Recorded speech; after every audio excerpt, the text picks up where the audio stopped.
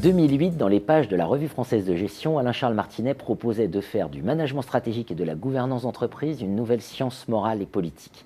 2012, Blanchet Grestin et Armand Hatchuel proposent, eux, de refonder l'entreprise.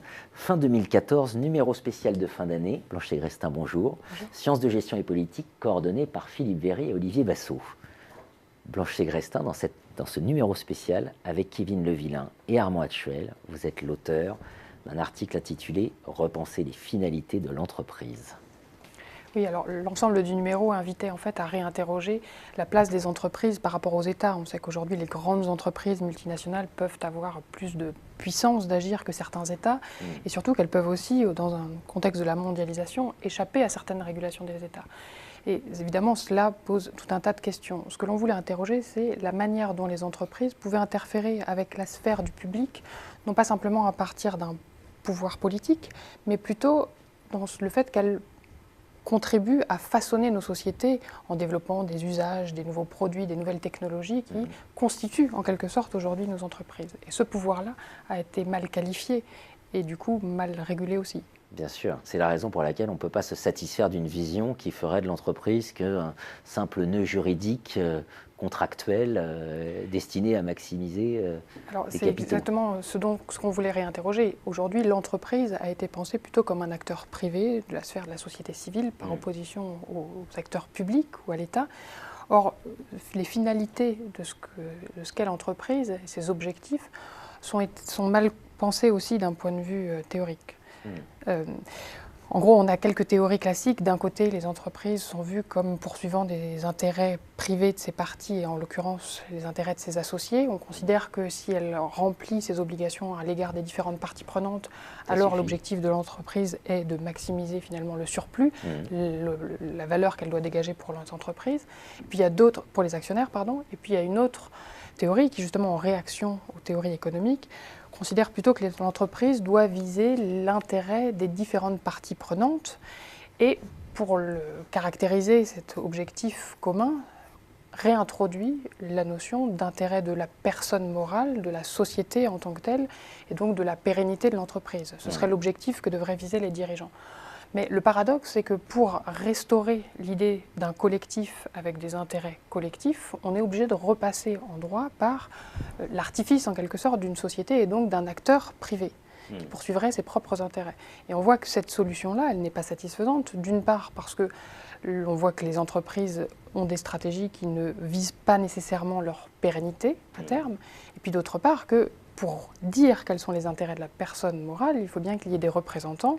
Et donc, on en vient en quelque sorte aux intérêts de ceux qui représentent la personne morale ou qui la contrôlent, et donc en l'occurrence les actionnaires. D'accord. Et alors, on a des exemples de missions que vous nous exposez dans ce texte. Je crois qu'il y a eu une thèse soutenue à l'École des Mines. Alors effectivement, on a été très intéressés récemment justement pour dépasser ces approches classiques des finalités de l'entreprise vues comme en gros les intérêts privés d'un acteur, fût-il une société personne morale. On a constaté que dans le droit étaient introduites des sociétés d'un type particulier qui se donnaient des objectifs, des missions spécifiques qui dépassaient justement leurs intérêts privés. Et sur lesquels elles rendent des comptes. Voilà, des objectifs qui peuvent être d'ordre environnementaux, sociaux, voire humanitaires. Donc la thèse de Kevin Levillain, donc récemment, portait sur les entreprises à mission, et il a observé que donc il y a des sociétés, des nouvelles statuts de sociétés qui ont été créés aux États-Unis dans les années 2012-2013 et qui aujourd'hui sont discutés au niveau international, mais il y a aussi en fait plusieurs cas historiques et également contemporains d'entreprises qui se sont assignés dans leur statut des objectifs, on dirait, de l'ordre de mission, et alors avec plusieurs implications, c'est-à-dire que le management a des comptes à rendre, c'est-à-dire qu'on n'est pas du tout comme les critiques de la théorie des parties prenantes dans le cas d'un management qui n'aurait de comptes à rendre à personne en ayant des comptes à rendre à tout le monde. Là, au contraire, il y a une mission sur laquelle ils ont des comptes à rendre, mais en même temps, il y a un découplage entre les objectifs sur lesquels les dirigeants doivent rendre des comptes et les intérêts de ceux qui contrôlent la société, puisqu'il y a inscription dans les statuts de la société d'objectifs particuliers qui peuvent être des objectifs de très long terme, mais qui dépassent encore une fois la sphère des associés. Nutri 7, Keplers 2020, enfin voilà, des des exemples. Oui, ou Carl Zeiss, une entreprise très connue, voilà, depuis plus de 100 ans, a un objectif donc de, par exemple, poursuivre les progrès de l'optique de pointe pour à la fois contribuer au progrès de la médecine, mais aussi au développement de la science fondamentale sur les questions de l'optique, qui est un bon exemple, voilà, d'une mission qui vise à des intérêts bien au-delà, en tout cas, de ceux de la sphère des associés. Donc une mission qui appelle un accomplissement de cette mission.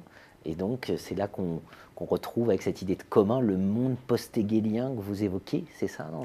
Alors l'idée de la mission pour nous est très intéressante, d'une part parce qu'il permet de restaurer ce que peut être effectivement l'objectif du management d'une entreprise, qui n'est pas par exemple d'augmenter ou maximiser un profit, mais bien de développer des produits ou des communs, c'est-à-dire des objets qui pourraient en fait être la source d'intérêts communs, c'est-à-dire des nouveaux collectifs, une sphère d'intérêts communs. Par exemple, vous voyez, quand on travaille à la lutte contre la malnutrition des enfants dans le monde, il va y avoir des intérêts communs qui peuvent se constituer entre les entreprises et les acteurs de cet écosystème et les populations concernées.